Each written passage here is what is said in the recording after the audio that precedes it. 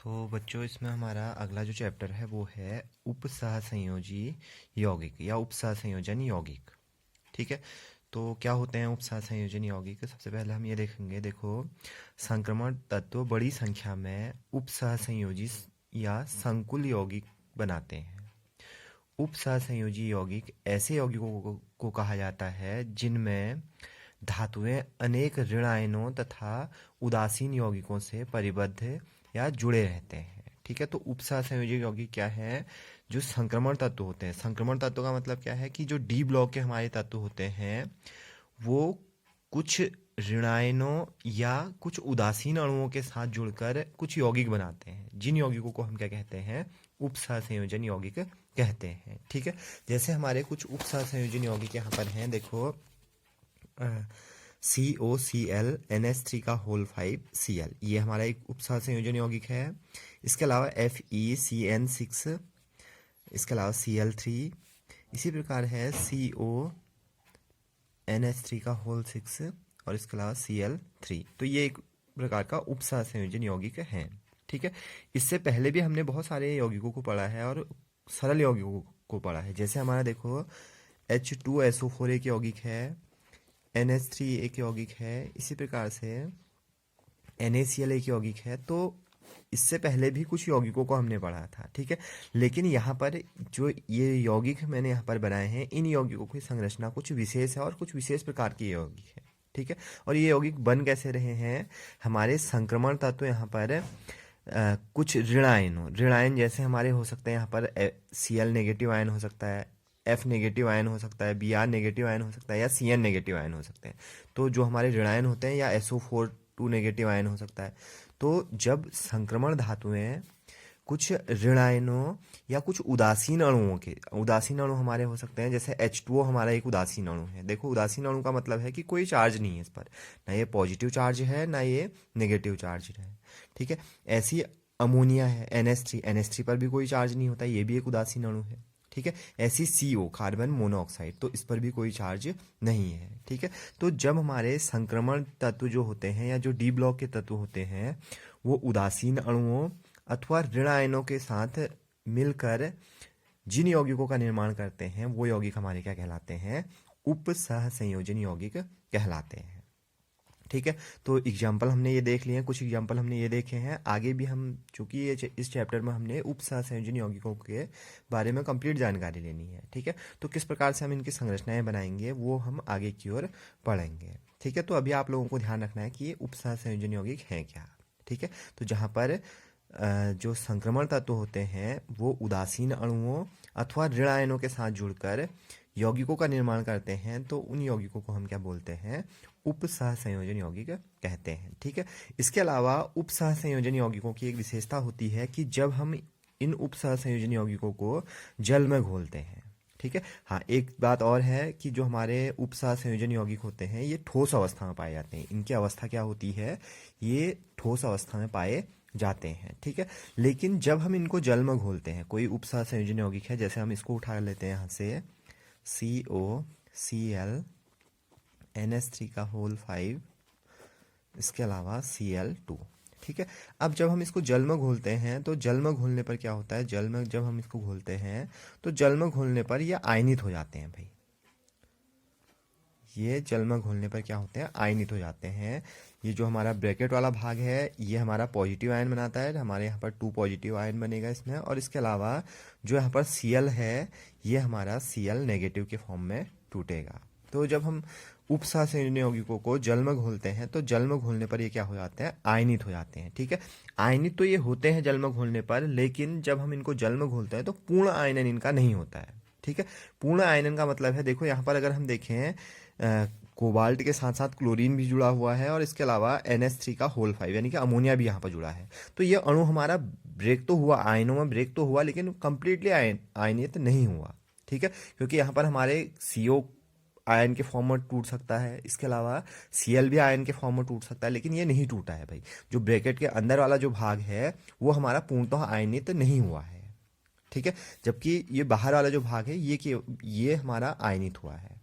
ठीक है, यहाँ पर दो आयन तो हमारे बने हैं, लेकिन ये वाला जो भाग है ये हमारा पूर्णतः आयनित नहीं हुआ है। तो हम यहाँ पर कह सकते हैं कि जो उपसहसंयोजन यौगिक होते हैं, जब हम इनको जल में घोलते हैं तो जल में घोलने पर ये आयनित तो होते हैं परंतु पूर्णतः आयनित नहीं होते हैं। इसका मतलब ये है कि जलीय अवस्था में भी ये अपनी पहचान बनाए रखते हैं। ठीक है, तो ये चीज़ भी आप लोगों को ध्यान रखनी है कि उपसहसंयोजी यौगिकों को जब हम जल में घोलेंगे तो आयन तो वहाँ पर बनेंगे लेकिन पूर्णतः हुआ आयनित नहीं होगा। ठीक है, इसी प्रकार से हमारा देखो FeCN6 और इसके अलावा Cl3, इसको हम कैसे आयनित करेंगे? देखो FeCN6 और इसके अलावा Cl3। ठीक है, तो इसको अगर हम जल में घोलेंगे तो जल में घोलने पर ये देगा हमारा FeCN6। यहाँ पर देखो Cl3 निकलेंगे भाई, 3Cl नेगेटिव निकलेंगे, तो इस पर ब्रेक, इसमें कितना पॉजिटिव आएगा? 3 पॉजिटिव आएगा। जितने हमारे नेगेटिव बने उतने ही हमारे क्या बनेंगे? पॉजिटिव बनेंगे यहाँ पर। तो Cl हमारा चूंकि नेगेटिव में जाता है, 3 Cl है तो 3 नेगेटिव हमारा 3Cl नेगेटिव है, और इसके अलावा इस पर ब्रैकेट पर कौन सा चार्ज आएगा? 3 पॉजिटिव चार्ज आएगा। ठीक है, तो ये इसको भी जब हमने जल में घोला, जो हमारा उपसहसंयोजन यौगिक है, इसको जब हमने जल में घोला तो इसका भी आयनन हुआ, लेकिन ये पूर्णतः आयनित नहीं हुआ है। ठीक है, तो जलीय अवस्था में भी जो उपसहसंयोजन यौगिक हैं वो आयनित तो होते हैं लेकिन इनका पूर्णतः आयनन नहीं होता है। इसका मतलब ये है कि ये स्थायी होते हैं, जलीय विलयन में क्या होते हैं? स्थायी होते हैं। तो यहाँ से आप लोगों से क्वेश्चन पूछा जा सकता है कि जो उपसहसंयोजन यौगिक है वो वो जलीय विलयन में स्थायी क्यों होते हैं? ठीक है, तो स्थायी इसलिए होते हैं क्योंकि जलीय विलयन में ये पूर्णतः अपनी पहचान नहीं खोते हैं। आयनित तो ये हो रहे हैं लेकिन पूर्णतः अपनी पहचान नहीं खो रहे हैं, इसलिए जलीय अवस्था में ये क्या होते हैं? स्थायी होते हैं। ठीक है, तो ये तो हमने यहाँ पर देखा उपसहसंयोजन यौगिकों के बारे में। अब देखो अगला हमारा यहाँ पर है, यहाँ पर वार्नर का सिद्धांत भी है। सिद्धांत को हम फिर देखेंगे। सिद्धांत को देखने से पहले एक अन्य टॉपिक हम यहाँ पर देख लेते हैं। देखो एक अन्य टॉपिक है हमारा यहाँ पर द्विक लवण। ठीक है, इससे पहले उपसहसंयोजन यौगिकों के बारे में पढ़ा है, अब हम यहाँ पर द्विक लवणों के बारे में पढ़ेंगे। ठीक है, देखो एक बार द्विक लवण होते क्या हैं? दो लवणों से बने वे आणविक या योगात्मक यौगिक जो ठोस अवस्था में पाए जाते हैं, पर जब इन्हें जल में घोला जाता है तो ये अपने घटकों में पूर्णतः अपने घटकों में आयनों में विभाजित हो जाते हैं, अतः जलीय विलयन में ये अपनी पहचान खो देते हैं। ठीक है, द्विक लवण कहलाते हैं। ठीक है, तो द्विक लवण हमारे क्या होते हैं? द्विक लवण हमारे दो लवणों से के सम्मिश्रण से बने हुए लवण होते हैं भाई। दो लवणों के सम्मिश्रण से बने हुए लवण होते हैं जो कि ठोस अवस्था में पाए जाते हैं। ठीक है, इसके अलावा जब हम इनको जल में घोलते हैं तो जल में घोलने पर ये पूर्णतः आयनित हो जाते हैं। ठीक है, तो ऐसे लवणों को हम क्या बोलते हैं? द्विक लवण कहते हैं। ठीक है, जैसे अगर हम यहाँ पर देखें, देखो हमारा यहाँ पर एक लवणीय यौगिक है K2SO4। ठीक है, इसको हम मिलाते हैं Al2SO4 के साथ, SO4 का होल थ्राइस। ठीक है, इसके अलावा हम यहाँ पर जल का भी उपयोग करते हैं 24H2O। ठीक है, तो देखो यहाँ पर हमने क्या किया है? पोटेशियम सल्फेट लिया है जो कि एक लवण है, इसके अलावा एल्यूमिनियम सल्फेट लिया है जो कि दूसरा लवण है। ठीक है, इन दोनों को हमने किस में मिलाया है? जल में इनको मिलाया है, और जल में मिलाने पर इनको गर्म कर दिया है हमने। ठीक है, तो गर्म करने पर क्या होता है कि यहाँ पर जो दो लवण हैं ये आपस में जुड़ जाते हैं भाई। ठीक है, तो बनता है हमारा देखो K2SO4 इंटू Al2SO4 का होल थ्राइस इंटू 24H2O। तो यहाँ पर हुआ क्या कि दो लवण जल की उपस्थिति में क्या हो चुके हैं? आपस में जुड़ चुके हैं। ठीक है, तो जब हमारे दो लवण आपस में जुड़कर एक नए लवण का निर्माण करते हैं। ठीक है, तो ऐसा जो हमारा लवण बनता है उस लवण को हम क्या कहते हैं? द्विक लवण कहते हैं। द्विक लवण में इसका मतलब सीधे सीधे ये है कि द्विक लवणों में हमारे दो लवण जो हैं वो आपस में जुड़े हुए हैं, आपस में मिले हुए हैं। ठीक है, तो इस यौगिक को हम क्या बोलेंगे? द्विक लवण कहेंगे। ठीक है, अब देखो द्विक लवणों की एक विशेषता होती है कि जब भी हम द्विक लवणों को जल में घोलते हैं, ठीक है, जैसे हमारा एक द्विक लवण बना है। एक अन्य द्विक लवण का एग्जाम्पल हम देख लेते हैं। देखो ferrous ammonium sulphate FeSO4 NH4 का whole twice SO4 into 6H2। ये हमारा एक अन्य द्विक लवण है। देखो यहाँ पर हमारा आयरन सल्फेट मिला है और इसके अलावा अमोनियम सल्फेट मिला है भाई। देखो एक लवण ये है, दूसरा लवण ये है, ठीक है। तो इनको भी जल में घोलने पर बनाया गया है, तो द्विक लवणों का सम्मिश्रण यहाँ भी हुआ है भाई, ठीक है। तो दो लवणों के सम्मिश्रण से बना हुआ जो हमारा लवण होता है, उस लवण को हम क्या कहते हैं? द्विक लवण कहते हैं। तो एक द्विक लवण ये है पोटेशियम एल्यूमिनियम सल्फेट, इसको हम कहेंगे। दूसरा द्विक लवण ये है, इसको हम बोलेंगे फेरस हाँ, ferrous ammonium sulphate. Ferrous ammonium sulphate इसको हम कहते हैं, ठीक है। तो ये दोनों ही हमारे क्या हैं? द्विक लवण हैं, ठीक है, क्योंकि यहाँ पर दो लवणों से मिलकर ये बने हुए हैं, ठीक है। अब देखो द्विक लवणों की यहाँ पर विशेषता ये होती है कि जब हम इनको जल में घोलते हैं, ठीक है। जैसे यहाँ पर देखो ये है भाई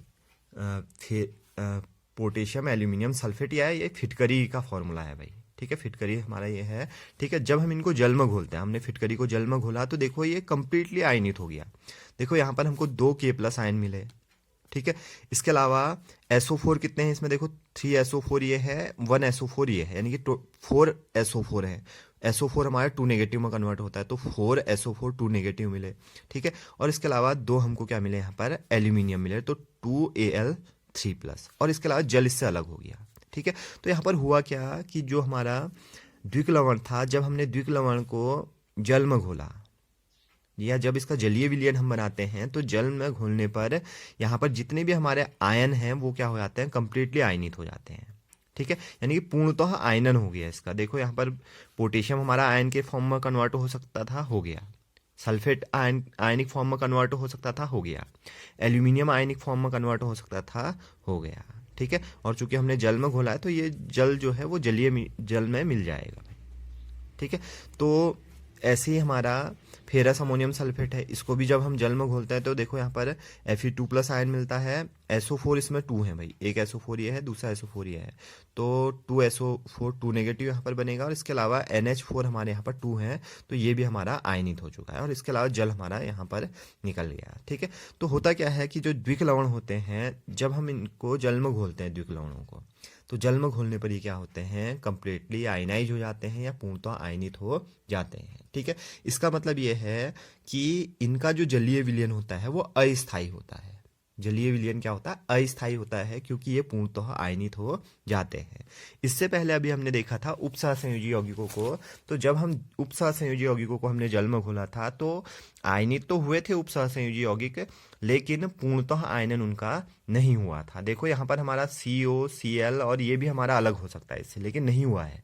आयनन तो हुआ है, लेकिन उपसहसंयोजी यौगिकों का पूर्णतः आयनन नहीं हुआ है। तो इसलिए हम यहाँ पर कह सकते हैं कि जो हमारे उपसहसंयोजी यौगिक होते हैं वो स्थायी होते हैं, जबकि जो द्विक लवण होते हैं ये हमारे स्थायी होते हैं, अस्थायी होते हैं। उपसहसंयोजी यौगिक स्थायी, जबकि जो द्विक लवण होते हैं वो हमारे अस्थायी होते हैं, ठीक है। अब देखो आप लोगों के उसमें कभी कभी द्विक लवण और उपसहसंयोजी यौगिकों में अंतर कभी कभी पूछ लिया जाता है भाई, ठीक है। तो अंतर एक बार हम यहाँ पर देख लेते हैं। द्विक लवण यहाँ पर हमने लिखना है, दूसरा हमने उपसहसंयोजन यौगिक लिखना है, ठीक है। सेपरेटली भी ये पूछे जाते हैं कि उपसहसंयोजन यौगिक क्या है और द्विक लवण क्या है, ठीक है। तो सेपरेटली हम बता सकते हैं कि दो लवणों के सम्मिश्रण को हम सम्मिश्रण से बना हुआ जो लवण है उसको हम क्या बोलते हैं? द्विक लवण बोलते हैं।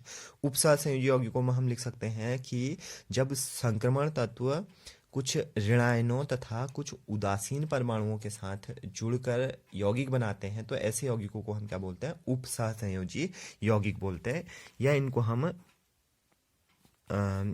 संकुल यौगिक भी कहते हैं भाई, संकुल यौगिक, ठीक है, या कोऑर्डिनेशन कंपाउंड इनको हम कहते हैं, ठीक है। तो एक तो अंतर हम ये दे सकते हैं भाई, ठीक है, इनके डेफिनेशन के आधार पर। इसके अलावा देखो अगला हम यहाँ पर दे सकते हैं, देखो इस प्रकार के लवणों का निर्माण सममोलर अनुपात में मिश्रित दो लवणों से होता है। तो दो लवणों से इनका निर्माण होता है द्विक लवणों का, जबकि उपसहसंयोजी यौगिकों में देखो ये सरल लवण होते हैं तथा इनका निर्माण सममोलर अनुपात में मिश्रित लवणों द्वारा होता है, ठीक है। तो एक प्रकार के सरल लवण ये होते हैं, और इनका निर्माण भी हमारा सममोलर मिश्रण, जो लवण होते हैं लवणों के सममोलर मिश्रणों से होता है, ठीक है।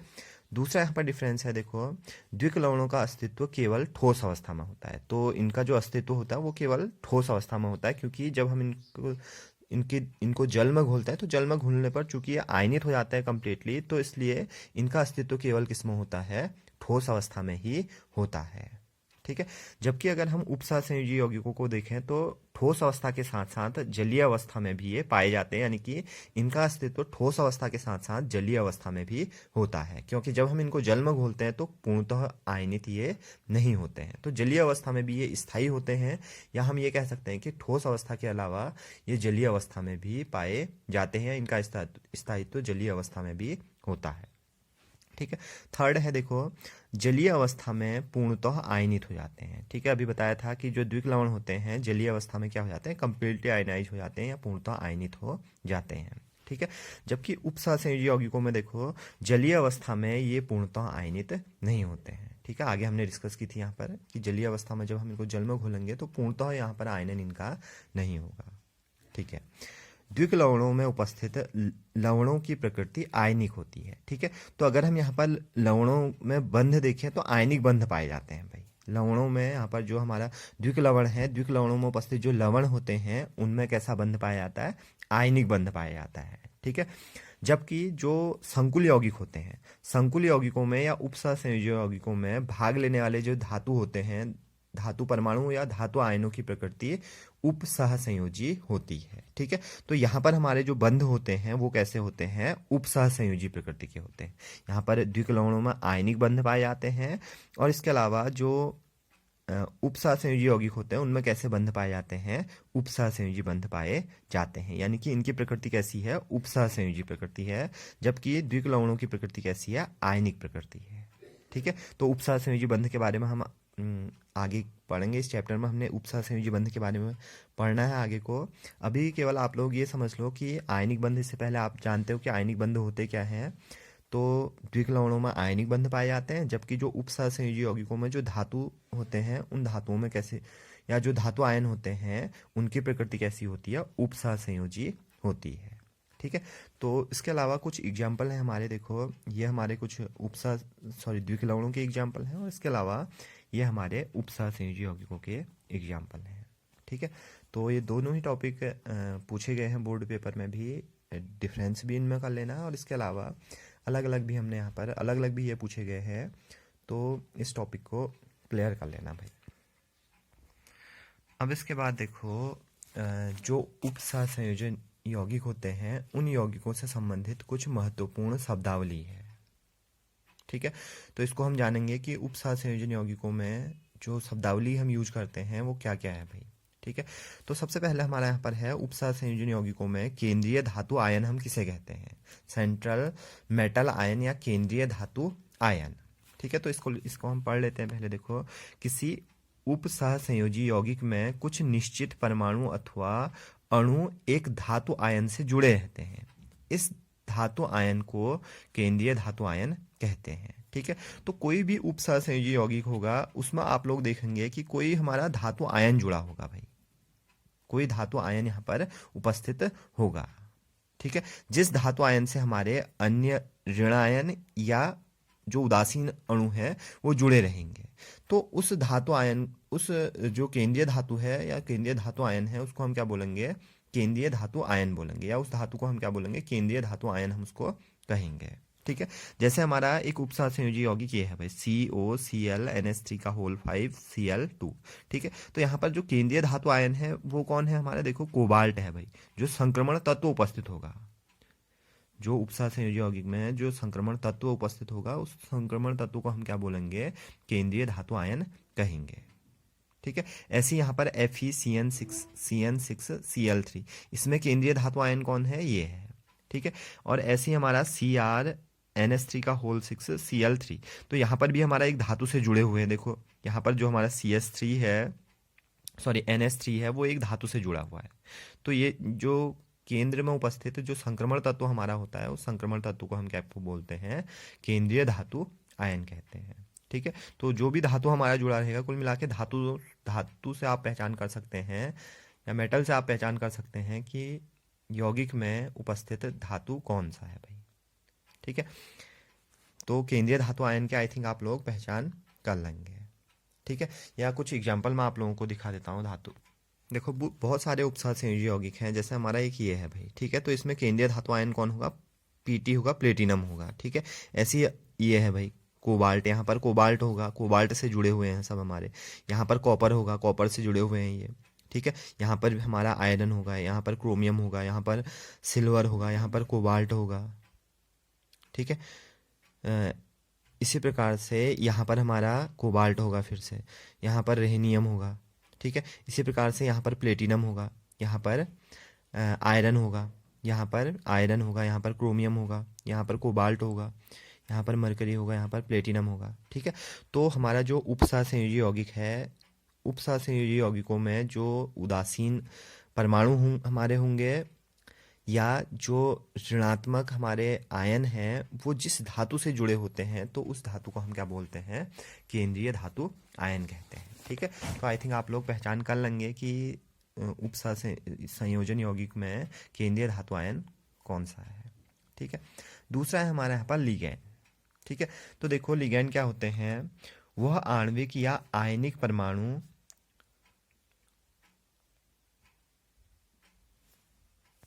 सॉरी यहाँ पर ये होगा कि वह उदासीन अणु या आयनिक परमाणु जो उपसहसंयोजी यौगिक में केंद्रीय धातु आयन से जुड़ा होता है उन्हें हम क्या बोलते हैं? लिगैंड बोलते हैं, ठीक है। तो देखो जैसे हमारा एक एग्जांपल लिखा है COCl NH3 का होल 5 NH3 का होल 5 Cl2, ठीक है। ये एक एग्जांपल है, यहाँ पर देख लो, चलो ये है COCl NH3 का होल 5 Cl2, ठीक है। तो यहाँ पर देखो केंद्रीय धातु आयन की तो हम पहचान कर लेंगे, ठीक है। तो केंद्रीय धातु आयन से जुड़े हुए जो ऋण आयन होते हैं, जैसे Cl हमारा नेगेटिव आयन बनाता है तो ऋण आयन है या उदासीन अणु होते हैं, ये हमारा उदासीन अणु है, ठीक है। तो इनको हम क्या बोलते हैं? यहाँ पर लिगैंड बोलते हैं, ठीक है। बाहर वाले को लिगैंड नहीं बोलेंगे, ठीक है, जो हमारे यहाँ पर ब्रैकेट के अंदर है भाई, ठीक है।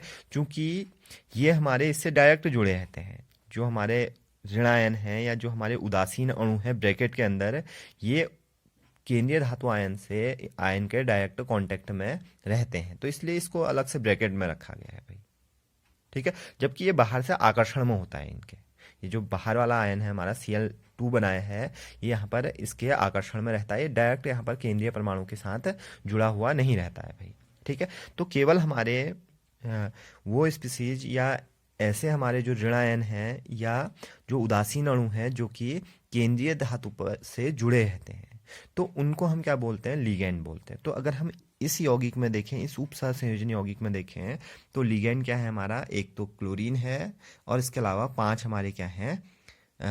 अमोनिया है, ठीक है। तो अगर हम लिगैंड की यहाँ पर टोटल संख्या पूछें तो संख्या हमारी कितनी है? टोटल 6 लिगैंड यहाँ पर जुड़े हैं, 1 क्लोरीन है, 5 यहाँ पर क्या है? अमोनिया है, ठीक है। तो केंद्रीय धातु आयन से जुड़े हुए जो ऋण आयन होते हैं या जो उदासीन अणु होते हैं उनको हम क्या बोलते हैं? लिगैंड उनको कहा जाता है, ठीक है। और लिगैंडों की संख्या हम ऐसे याद करेंगे, अगर हम यहाँ पर लिगैंडों के प्रकार देखें तो 2 प्रकार के हैं, एक तो क्लोरीन है, दूसरा हमारा अमोनिया है, ठीक है। और अगर संख्या देखें, प्रकार तो 2 हैं लेकिन अगर संख्या देखें तो संख्या कितनी है? 6 है, ठीक है। ऐसी एक अन्य उपसहसंयोजी यौगिक है, इसमें देखो लिगैंड हमारा कितने हैं? ये है, प्रकार 1 है और संख्या कितनी है लिगैंड की? 6 है। तो ये यहाँ पर क्या कहलाएगा? लिगैंड कहलाएगा। बाहर वाले को हम लिगैंड नहीं बोलेंगे, इसको अभी आगे हम डिस्कस करने वाले हैं कि क्या इसको हम बोलेंगे, ठीक है। तो आई थिंक आप लोग जान चुके होंगे कि लिगैंड होते क्या हैं, ठीक है। केंद्रीय धातु से जुड़े हुए जितने भी हमारे ऋण आयन होते हैं या उदासीन अणु होते हैं उनको हम क्या बोलते हैं? लिगैंड बोलते हैं, ठीक है। तो यहाँ पर अगर हम देखें लिगैंड CN6 है, यहाँ पर अगर हम लिगैंड देखें यहाँ पर NH3 का होल 6 है, ठीक है। बाहर वाले को इंक्लूड नहीं करेंगे लिगैंड में। यहाँ पर अगर हम देखें तो NH3 का होल 4 ये हमारा लिगैंड है, ठीक है। यहाँ पर अगर हम देखें तो CO4 यहाँ पर लिगैंड है, ठीक है। तो आई थिंक आप लोग लिगैंड को भी समझ चुके हैं।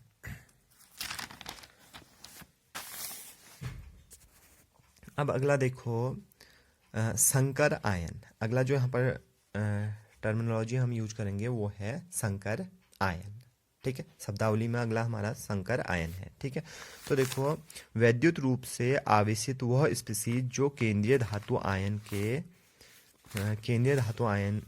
के एक से अधिक लिगेंडों के साथ संयोजकता से निर्मित होती है, संकर आयन कहलाता है। ठीक है, ठीक है, तो संकर आयन हमारा सिंपली होता क्या है, इसको यहीं से समझ लो। देखो इससे पहले हमने कहा था कि जब हम उपसहसंयोजी यौगिक को जल में घोलते हैं तो दो आयन हमको मिलते हैं भाई। ठीक है, एक तो हमारा ब्रैकेट वाला भाग अलग होगा यहाँ से, और जो बाहर वाला होता है ये अलग हो जाता है भाई। ठीक है, अब हमारे यहाँ पर जो आयन बना है, यहाँ पर ये जो आयन हमारा बना है जिसमें कि हमारे लिगैंड उपस्थित हैं और केंद्रीय धातु उपस्थित है। ठीक है, तो इस आयन को हम क्या बोलते हैं, संकर आयन इसको हम कहते हैं। और जो बाहर वाला आयन होता है उसको हम सामान्य आयन बोलते हैं भाई।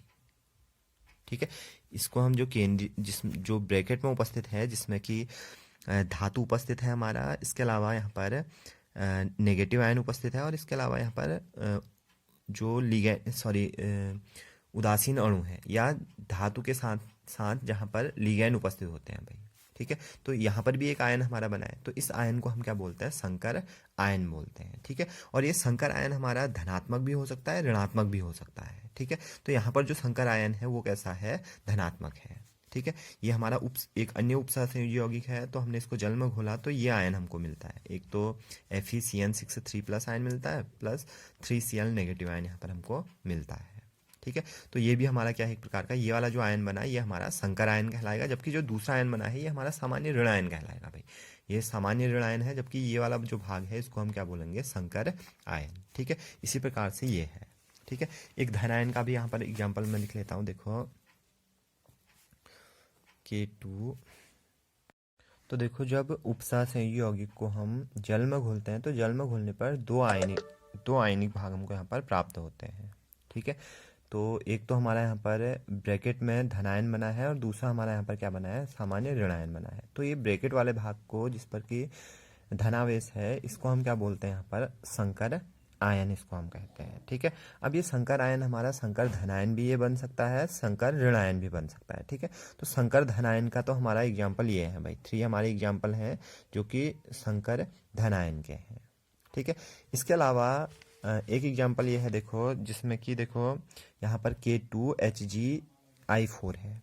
ठीक है, इसको जब हम जल में घोलते हैं तो K वाला जो भाग है ये पॉजिटिव में टूटता है भाई, और इसके अलावा HgI4 वाला भाग क्या टूटता है, 2 नेगेटिव में टूटता है।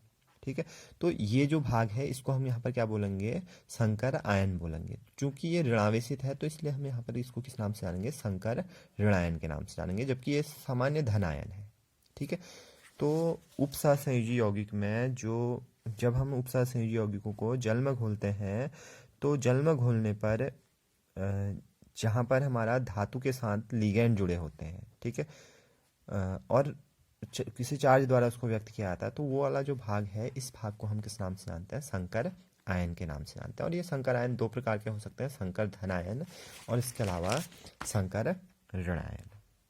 ठीक है, अब इसके बाद इसी में अगला हमारा जो शब्दावली में अगला जो हमारा टर्म है वो है उपसहसंयोजक मंडल तथा आयन मंडल।